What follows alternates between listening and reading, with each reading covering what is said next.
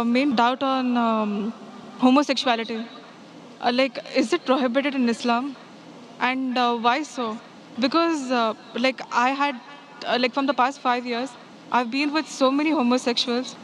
It's like, their feelings that they have for the same sex or whatever it is, it's so true. It's like the same kind of pain what we might feel for maybe our husbands or whoever it is. If it's wrong, why is it wrong? Sisters asked the question that what does Islam say about homosexuality, and if it's wrong, why it is wrong.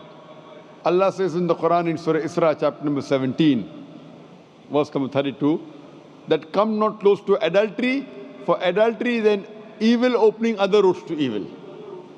Besides that, Allah says in Surah Araf chapter number 7, that telling to men that do you practice your lust after men in preference to women. That means homosexuality is prohibited in Islam, in the Quran, because Almighty God made the human beings.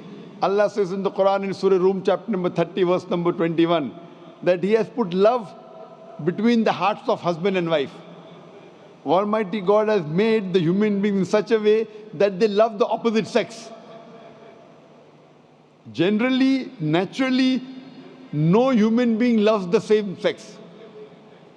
I'm talking about the love which is required in husband and wife, not the platonic love which you have between your brothers and between your sisters. Now, initially, there was a research which said that homosexuality is genetic. So during question and answer time, somebody asked me, the way you're asking, if homosexuality is genetic, then how is that human being to blame? It came from his parents, so why is he to blame? Like you're saying, if someone loves someone else, so why should he be blamed? I said this is a research. This is a hypothesis. It's not a fact. And later on we came to know that this hypothesis was wrong, and the person who propounded this hypothesis, he himself was a homosexual. So homosexuality is not genetic. It comes, today science tells us, how do homosexuals evolve? Because what Almighty God has given permission for a human being, what's permitted. You get married, do nikah, you can have sex with your wife. And Islam says that while having sex with your wife is also worshipping Allah. Because you're preventing the haram, you're not going outside the marital bond to satisfy your urges. That's Islam. Today science tells us, today research tells us that those people who have multiple life partners outside the marriage bond, as compared to those who only have with their spouses, they enjoy their sexual life much better than the others. And what happens today, when you get tired with it, you go to the Western countries, you have mistresses. 5, 10, 20, no problem. You start then doing unnatural things. When you start doing unnatural things, you don't follow the law of the Creator and you try and satisfy your urges in the wrong way. The moment you keep on doing the wrong way, then you keep on going beyond what is natural, and that's how the person becomes homosexual. It is not genetic. Because you go beyond the limits what Almighty God has permitted you, you try other things, you try unnatural things, and finally you land up by saying you no longer enjoy having sex with the opposite sex, so you have sex with the same sex. So sister, because they have broken the law of Almighty God and they do unnatural things, that's how psychologically they become a homosexual. So, but naturally, if you break the law of Almighty God, that's totally wrong.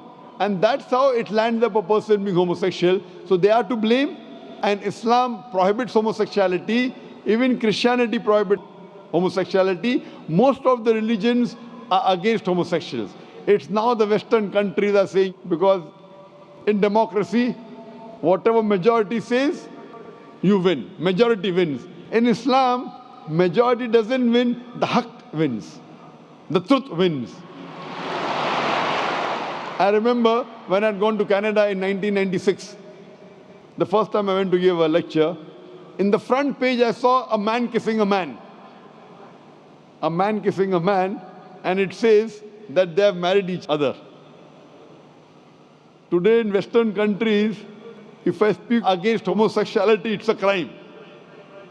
It's a crime. So what we realize that previously, all the countries, homosexuality was a crime. Then some Western countries like Canada gave legal sanction to it. Today, most of the Western countries, homosexuality is legal. Even India, the country where I come from, they are thinking. They're thinking to make it legal. So what we realize, what is truth. Majority doesn't win. What is wrong is wrong. And in Islam and most of the major religions of the world, homosexuality is a sin. It's a crime. It will not take you to heaven. It will take you to hell. Hope that answers the question, sister.